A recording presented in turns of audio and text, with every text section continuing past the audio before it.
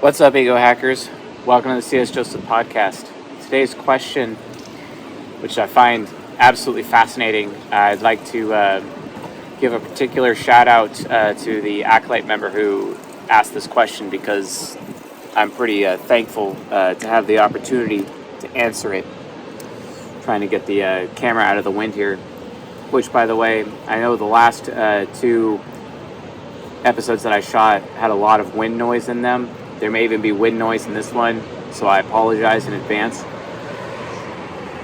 But rest assured, I just got a new microphone since I've been experimenting with audio a lot recently, and let's be honest, my extroverted sensing demon is really not conducive to being a YouTube or podcast creator. My sound, at least my video quality's okay, but my sound quality is definitely below average, and I'm aware. A couple of people have been giving me some tips, and so in about a week I'll have a new microphone with a different Windjam setup, and it's actually compatible with my specific mount. So it's taken me this long to finally settle on what I believe is the right choice, and I believe it will work. I do have another microphone with a Windjammer on it. The problem is it's a lapel mic, and I hate lavaliers. I hate lapel microphones. So since this is kind of more like a vlog of some kind, or a vlog, or whatever people call it in the creator blogosphere of the internet, honestly, I think just doing it without the lavalier is a better choice. So I'm going to do like a shotgun microphone setup with a Windjammer and whatnot, so I can at least increase the production quality to a point. So we'll see. Also, really like the idea of shooting in nature or shooting in public, at least being outside. It's a lot better than just being cooped up in some office or something. It's really just doesn't do it for me. Even if it's like freezing outside, I'd rather be outside. I like the elements so much more than just being bored in a really, really hot office, or just, I don't know. The green screen's cool and all, but it's just not the best. I'd rather save the green screen for whiteboard related sessions, if that matters. At least I know that most of the people in the audience really appreciate the whiteboard, so we're actually going to be seeing more of the whiteboard in the future. Just need a little bit of time to get the right equipment again to do that. So it's just been difficult for me to mold my introverted sensing into something that's more conducive to actually being a proper creator instead of just shooting from the hip like I normally do. So anyway, enough of that. Today's question, why is it that when introverted intuitive users or NI users, the more freedom they have, the less they actually get done? What a fascinating question.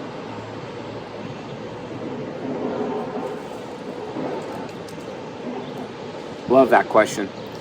So, really, I could just straight out say the answer right now, but I'm going to lead up to it.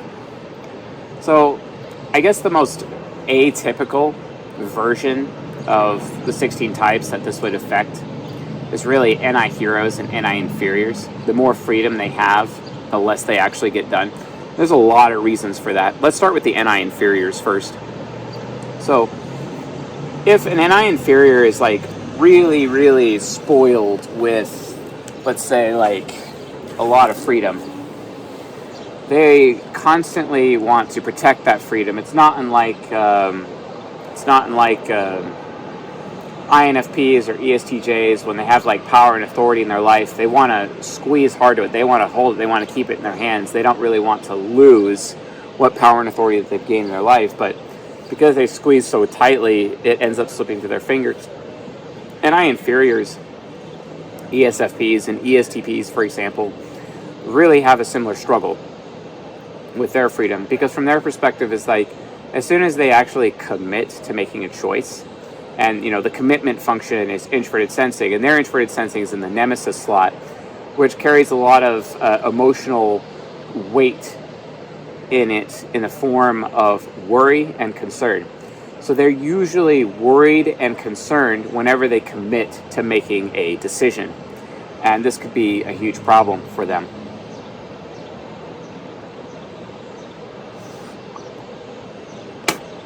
So that sucks.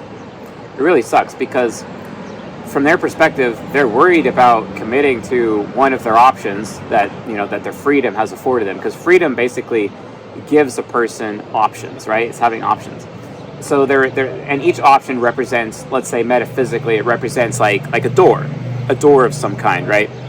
Well, when they have this door or many doors, they realize that as soon as they walk through one of those doors, as soon as they make the action of choosing to commit to one of those doors, choosing with their NI inferior, and then committing to making that decision with their introverted sensing nemesis, what ends up happening is that they know instinctually, intuitively, they know that all of their other previous options will close. They will lose those doors.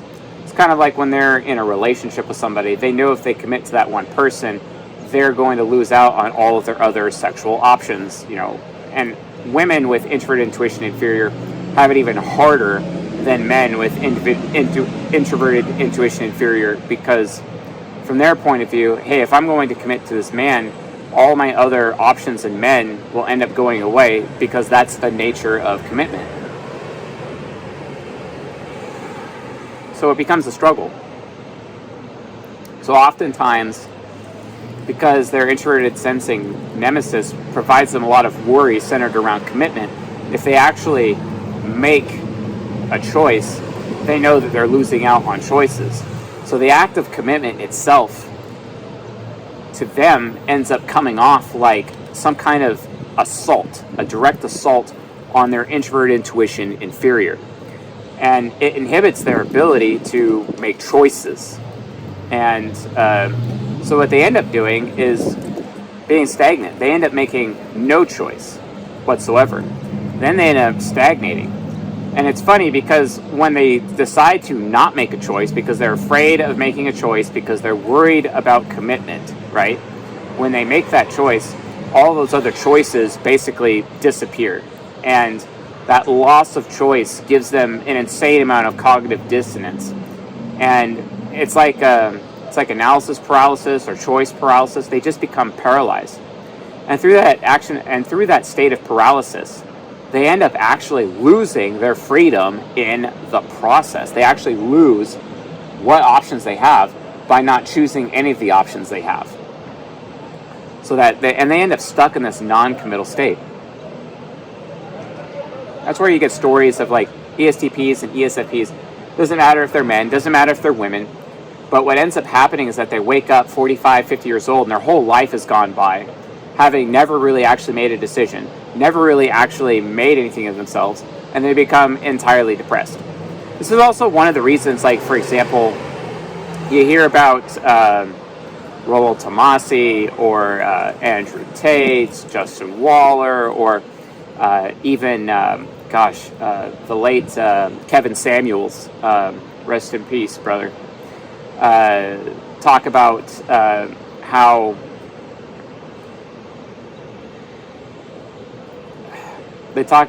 like, you see men, for example, who are alpha, and then all of a sudden they commit to women and they turn into betas. And it's like, wow, what actually just like happened there? And this is definitely something that plagues ESTP men more than anybody. It's extremely common for like the alpha ESTP man, because alpha traits and alpha nature, psychologically comes naturally to ESTPs, right? And that natural behavior, you can almost expect that every time that they actually decide to commit to a woman, they end up like because that commitment to the woman, they end up in her frame and not necessarily having her in their frame, basically. And it's because of how introverted intuition inferior works. Psychologically, they've just eliminated all their options by choosing her. Maybe they desire to make her the mother of their children. Who knows? Maybe they're 38, 39 years old. They finally decided to settle down with like 24-year-old, maybe a 25-year-old woman, etc. And they intend to make this girl the mother of their children, right? But they end up having this nature-based loss of frame as men with women just because they know that they've closed out all of the other options. And it's one of the reasons why, people like Tomasi recommend to these types of men to utilize dread game in order to, keep their marriage going, their commitment and relationships going, which can suck. It can really suck because it can really suck for them in this regard, because typically when you commit to a woman, frequency of sex goes down, quality of sex goes down, they let their body go, they eventually become disrespectful over time. But I think the main reason for this is basically their loss of frame as men, because of how introvert intuition works. So, and what I'm saying is like to them, the risk of committing is also really hard because it requires a leap of faith. Making a decision really requires a huge leap of faith, and the faith function is also introverted sensing. It's their nemesis, so they're worried about it. They're worried about what the commitment's going to be. They're worried that they're not going to have as much fun as they used to have. They become very nostalgic over the days that they had options, and that ends up destroying them or blowing up in their face. Let's look at the INTJ approach. Now, before I go into INTJ, I would like to kind of reframe my answer to this question slightly. Gosh, the wind is just terrible. I'm going to adjust the camera slightly here. So to kind of reframe it, look at it in terms of NI optimistics versus NI pessimistics. So NI optimistics are NI child and NI hero, right? NI pessimistics are NI parent and NI inferior. We just talked about NI inferior with ESFPs and ESTPs. The other NI pessimistics, which is the NI parents, so that's the ENTJs and the ENFJs, men or women, they also have a similar problem. The difference is that instead of being avoidant of decision making, they do the opposite. They make a lot of decisions, and they make decisions very quickly, almost too quickly, so they can become super impulsive. And that impulsivity ends up causing them some problems, so it ends up blowing up in their face. Impulsivity leads to wrong decision making, and they end up, due to SI trickster, they end up committing to the wrong things. And they think that they're committing to the right thing, but they're really not committing to the right thing at all. And if you've ever seen those men or women, especially in relationships, their commitments, or when they're committing to a job, you're like, why did you commit to that job? Why did you even bother going for that job that you know they're going to get fired, or you just know that job is going to fail them in some capacity, that's not a really good career move. It's kind of I was actually talking to a woman, an NI parent woman, on Facebook Messenger, one of my clients, and she's been discussing with me about learning programming, and I'm trying to tell her no, do not get into computer programming, it will destroy your life, please don't do that, right? But she's coming off a little impulsive, right? And I'm trying to tell her, no, you need to go into management, do project management, get PMP certified, do something like that. If you're really looking for a job so you can continue to provide for your son, go in that direction, so at least you have some aspect of fulfillment within your approach. And I know that computer programming can make a lot of money, and there might be some greed, deadly sin there, or maybe some pride, deadly sin there, that's getting in the way, that's encouraging that level of decision making. But ultimately, my extroverted intuition hero is just aware that it's going to blow up in her face and ultimately cause failure down the road. Which is why she's checking in with me. She's like, hey, is this a good decision? Introverted feeling inferior or introverted feeling nemesis, trying to be hey, is this valuable? What do you think? Or how do you feel about this, right? So they're checking to make sure. So at least that level of impulsivity is being checked by at least going to somebody else and asking the question, so they can at least verify whether or not this is a good decision. So at least NI parent can be a little responsible with its decision making as an NI pessimistic in there. But again, even they still know because it's a parent function, they know that as soon as they make a decision, those options will go away. But from their perspective, because they're intuitive, because it's NI parent, they know that more options will eventually come. And NI parent is just so aware of the additional options. So from their perspective, they can just keep being in a state of making decision after decision, or having multiple commitments, or one commitment after another. It's like being serial monogamous, right, in your relationships. Or one of those people who end up trying job over and over and over and over and over and over, and never really actually having any success in their life. So what they think is them having a strong parental focus with their introvert intuition parent, it ends up actually devolving into a huge lack of focus, which ends up screwing them in the long run. And then honestly, like, I end up feeling bad for these people.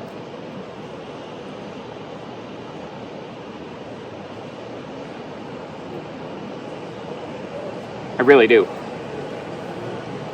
So that's the anti-pessimistic. So let's look at the anti-optimistics, the anti-childs of the world and the anti-heroes of the world. Anti-heroes have, like, the INFJs, the INTJ people of the world. They end up having a completely different perspective because they look at decision-making from a point of certainty. And they'll usually, the more freedom they have, they know that they have a lot more options. But because they may have, if uncertainty is present, whatsoever, they too will end up stagnating like an NI inferior would, because that NI inferior can eventually become like an NI hero when they're using their subconscious, when they transition to their subconscious, like when an ESTP becomes INFJ subconscious, or when an ESFP becomes INTJ subconscious. It's still somewhat centered around this need for certainty, basically. And if they are uncertain, it's insanely debilitating. They're just going to decide to not make any decision whatsoever.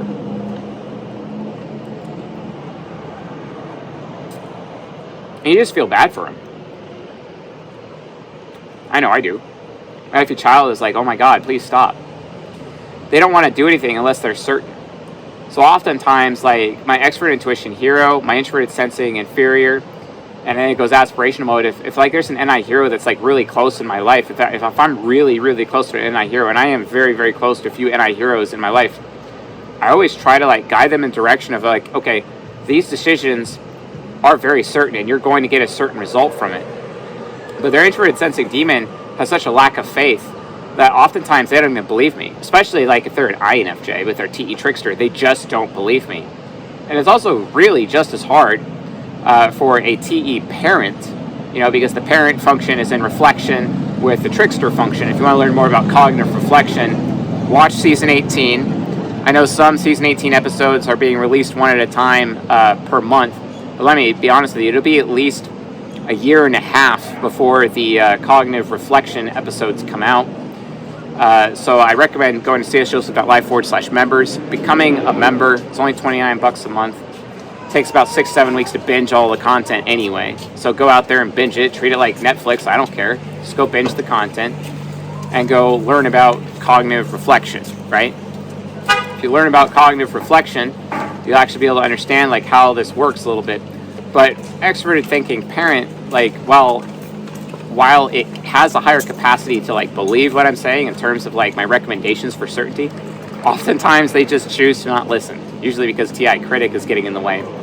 So they end up stagnating as well, and they end up actually not making any commitments and doing nothing, and they just get stuck in their life as well. So the same fate that would be there for an ESTP and an ESFP person is the same fate that an INTJ and an INFJ person would have also with their own decision making. That also will end up blowing up in their face. NI child, however, NI child's perspective is they'll just make all of the decisions whenever they can. NI child knows that they're always, like, NI child is interesting. They're kind of special because, like, they see life like parkour, basically, with their decision making. They always know that new doors will always be available in front of them as long as they just keep going. As long as they're, stay focused on keep going, moving forward. The problem is that it's oftentimes without a plan. It doesn't, and certainty is not as important to them because they're at least certain that there's always going to be another jump off point, but it can end up being really chaotic.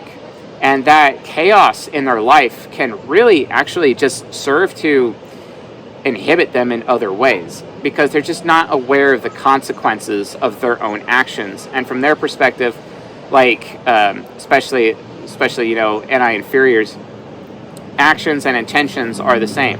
So they end up having the best of intentions, but then they end up having a lot of blowback, a ton of blowback. And that blowback can those unintended consequences could also set them back in their life as well. So them having a ton of freedom for decision making is not as necessarily healthy either. So how does all of this come together? How does it? What does it actually mean when it all comes together? Well, it really comes down to this: the more freedom an NI user has, the less effort they actually put into their life. If you think about it, if you notice that, when does an NI user become their most productive? When? Well, they become their most productive, they become their most successful when they actually are lacking freedom, because then the challenge is about gaining more freedom. So if they're stuck in their life, if they're pinned down by a ball and chain, it could be a job, it could be a relationship, it could be their family, it could be their church, it could be whatever. But if they're actually held back in their life due to a lack of freedom in their life, if they have a lack of freedom in their life, they're going to be that much more motivated to gain it. And that's when their highest level of productivity actually is. So the more burdens an NI user has on their life, the more productive they actually are. Because then their decision making is centered around actually gaining more freedom and gaining more options for themselves. The problem is, as soon as they dig themselves out of the hole being a lack of freedom, and they're out of the hole, they end up eventually stumbling into another hole, because having all the freedom of the world still inhibits their ability moving on. And that can be a huge problem for them. They can end up actually not getting anywhere in their life. And no one wants that. So at the end of the day, it ends up becoming this fight between personal freedom and self-discipline. Now there's this song by Akira the Dawn, and I forget this other guy. It comes from the album called The Path. It's called Discipline Equals Freedom. This entire concept, discipline equals freedom, is a person needs to have, especially an NI user, needs to have a balance between freedom and discipline. Without utilizing both discipline and freedom in their life, they're not going to get anywhere, and they're just going to get stuck. Like I said, the more freedom an NI user has, the less effort they actually put into their life. The less freedom that an NI user has, they put in way more effort, they are way more productive, and they're actually way more likely to be successful in their life. And if that's something you want, that's something you're seeking, then I highly, highly recommend you consider that. If you don't know what commitments you should make, well, make commitments and see what happens. And then if it doesn't work out, do a do-over. My expert sensing demon is willing to burn down my life to the ground at any moment and rebuild. Why do you think forests catch fire? I'm going to use the fire of NI Nemesis to burn down the introverted sensing forest of my life, so that there's via the wind of my extroverted sensing demon combining with the fire of my NI Nemesis to burn my life to the ground so that new life can begin. There's no shame in starting over. And the best part is that the more you've been through in your life, it's way easier for you to start over. It's easier for you to start over, and you'll actually bounce back faster. So it's like 1 step back, 2 steps forward. 1 step back, 2 steps forward. Kind of like that in that sequence. And that's literally how an NI user can get over this risk of too much freedom equals a lack of effort. So anyway, folks, thanks for watching and listening, and I'll see you guys tonight on the Discord.